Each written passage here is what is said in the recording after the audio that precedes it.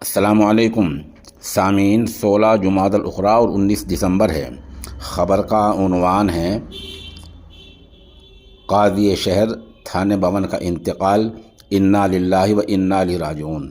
خبر کے لیے موہی سے مولوی محمد شارق مفتاحی اور قاری محمد آصف ہمارے رابطے میں ہیں۔ وہ لکھ رہے ہیں، نہایت افسوس کے ساتھ یہ خبر دی جاتی ہے کہ جناب قاضی محمد طارق صاحب تھانوی، شہر قاضی تھانہ بھون و سابق امام عیدگاہ جلال آباد، ناظم و متولی مسجد مولانا والی کا آج نماز فجر سے پہلے ممبئی شہر میں حرکت قلب بند ہونے کی وجہ سے انتقال ہو گیا ہے۔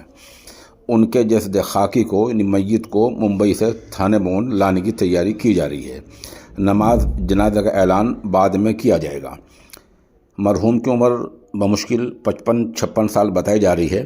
اس حادثہ فاجعہ پر خانقاہ امدادیہ اشرفیہ تھانے بھون کے ناظم اعلیٰ حضرت مولانا نجم الحسن تھانوی دامت برکاتہم العالیہ، خانقاہ کے ترجمان اور جامعہ فیضان حکیم الامت کے محتمم مولوی حذیفہ تھانوی نے گہرے رنج و الم کا اظہار کیا ہے۔